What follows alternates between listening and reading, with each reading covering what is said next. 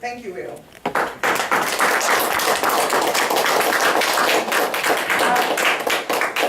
Ladies and gentlemen, may I present to you Bilkis Akindele, Science Book Drive for Girls and Boys. Science Book Drive for Girls and Boys, Bilkis Akindele. Oh.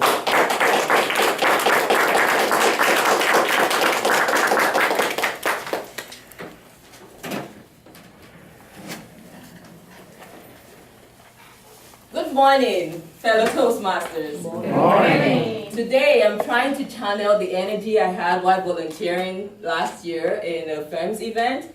And the FEMS event is about encouraging women and females in the fields of science, in the field of STEM altogether. Today, I want to encourage you to support my science book drive. And that means I would be collecting cash if you get a book, as well as books towards this drive.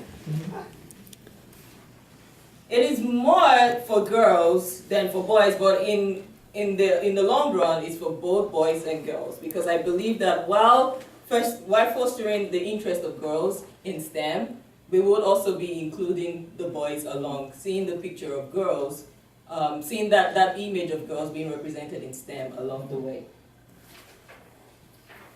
And while you're at it, I'm going to share this around so people can just have a glimpse. And if you have a girl in the house, you might want to get some of the books on that list for your girls just to encourage them to STEM.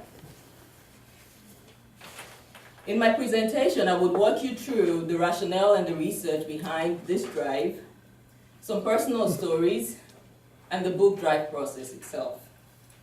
So in a publication by Dr. Shalini Kizar of the Department of Computer Science and Information System at the Southern Utah University, which was in collaboration with Microsoft Research, she stated in her summary that despite the high priority that is placed on science, technology, engineering, and math, and also computer sciences in the United States, the computer science education across the United States, the fact remains that only a fraction of girls and women are likely to pursue STEM degrees and careers. Now imagine the result for countries that do not even have this plan to prioritize STEM education. Most for every kid, more so for girls. And to add to this is the projection that there is going to be a STEM career shortage in the US as well as in so many other countries across the world. So it will be a win-win if we can encourage our girls to embrace STEM so they can participate in this future that's ahead.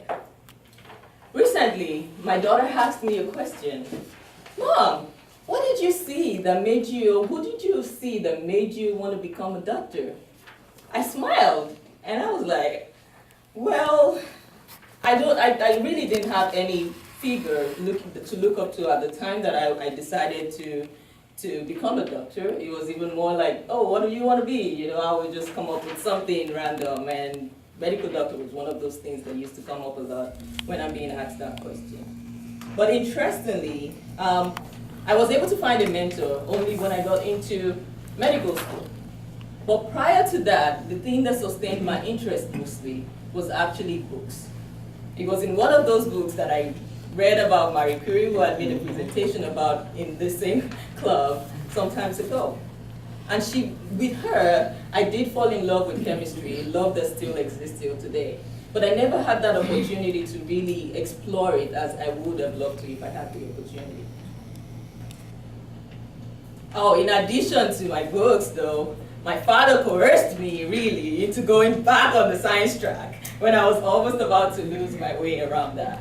And my mother really enjoyed being like a first aid person. She administered first aid to the people in the community where I grew up, and I was always so amazed by her knowledge of medications. So she knew medications and what they're used for.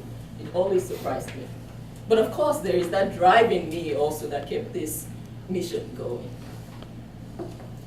So consistent with the findings from other parts of the world, some of the needs identified in the research that I mentioned earlier were the needs for appreciation of science as an humane subject and a problem-solving field as well as an opportunity for growth.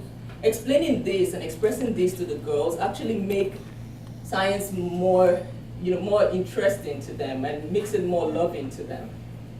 And the need to see female scientists represented in books, in media, and also as female figures in their lives to help them along the way. Also the need to be encouraged by their teachers, maybe not coerced, but at least encouraged by their parents and family as well. An exposure to real life situations and real life jobs, opportunities, internships that would help them apply the knowledge and skills that they gained from STEM. So for my daughter's birthday, I had a party recently, and one of the gifts she got was this book, which is The Rosie River Engineer. And I really enjoyed reading this. The particular part of it that stuck to me was the part where she was about to give up. She built a plane and she was going to fly. It actually flew, but then it crashed. And then it took her aunt to tell her, but you were successful at first. So don't really give up on this, on your dream. You can always do it better. To keep the drive off, I'm buying a set of all of the books, a couple of books that I've listed, and I will be ordering them from Amazon and shipping them off to Nigeria. But I also want to contribute something here. So for every donation that I get, if I'm able to get 3 sets of books, I'll be donating 2 to Nigeria and 1 to the United States. Being a scientist is really cool, but what's even more cool is being a reading scientist. That way you can be sure you're going to be a leading scientist. So it's high time that boys learn that girls do STEM. And rather than selectively forming boys' group around science playtime, projects and ideas, they are going to be more welcoming to girls when they start reading these books about female scientists. Encouraging girls to embrace STEM to help reduce the gender disparity and close the STEM skills shortage gap requires the will of our entire society, both male and female. You, and you, and you. I'll be available after this presentation to take questions and suggestions, and also accept donations. Thank you for your attention.